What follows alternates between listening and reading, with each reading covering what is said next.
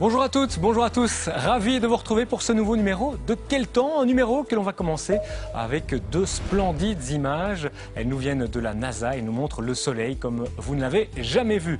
Ensuite, un portrait, c'est celui qui a égayé nos soirées d'été. Sa musique retentira encore malgré la rentrée scolaire. C'est le marchand de glace ambulant. Et puis c'est mardi aujourd'hui, donc notre séquence explicative, c'est la séquence avec Luc Noël, la séquence jardinage. Il aura brillé cet été, il nous aura réchauffé de ses rayons.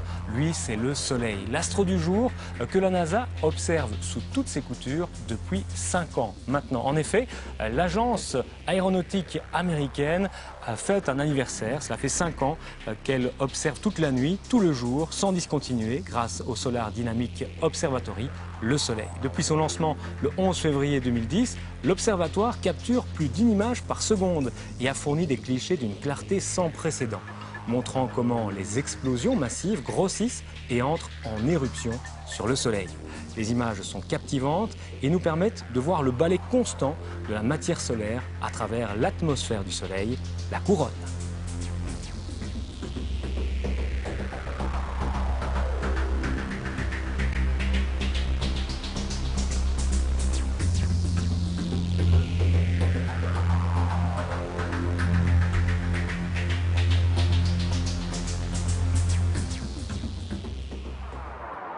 Alors que de nombreux écoliers ont repris le chemin de l'école aujourd'hui, prolongeons encore un petit peu les vacances d'été en dégustant ensemble une bonne glace grâce à Fabrice Bilos et Adrien Demey.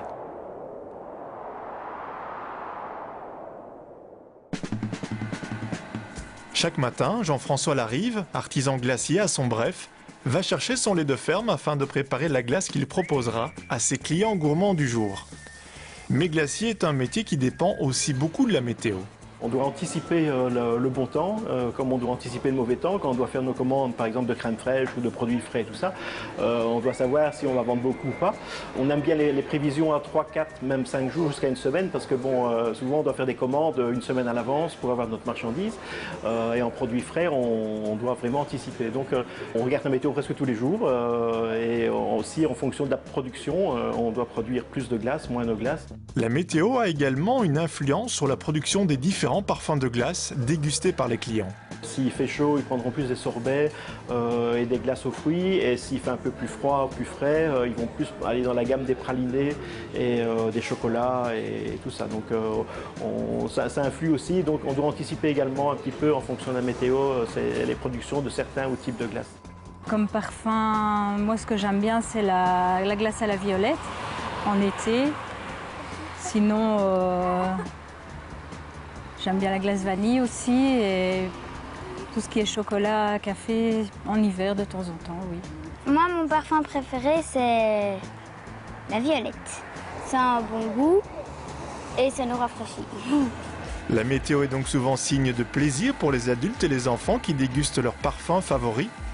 Mais parfois, ces conditions météo ont des inconvénients tout à fait étonnants. Des petits inconvénients, je dirais, avec la météo, c'est quand c'est des périodes d'orage, par exemple, périodes chaudes et orageuses, il y a beaucoup d'humidité dans l'air.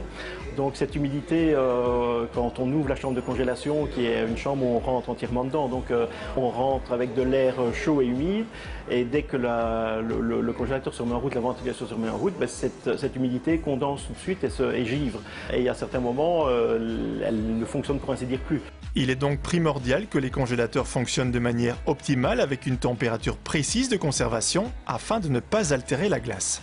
Pour la conservation de la glace, une fois qu'elle est sortie de machine, elle a une température à peu près de moins 10, moins 12 degrés. Là, on la stocke en chambre de congélation à une température de moins 20, moins 22 degrés à peu près. Et alors là, on peut la conserver plusieurs mois sans souci.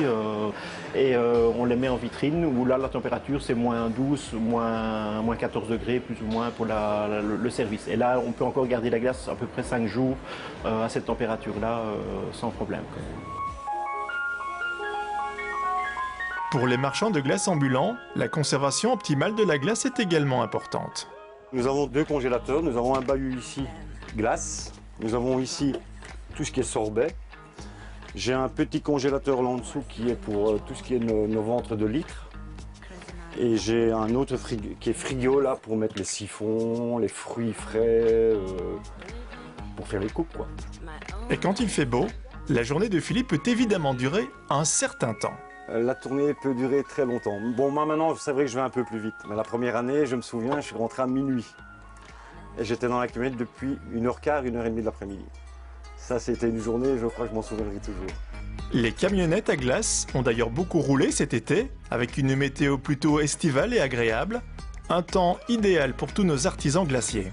On a eu une météo où on n'a pas eu le temps de souffler, on vrai dire, donc on a eu régulièrement des périodes de chaleur.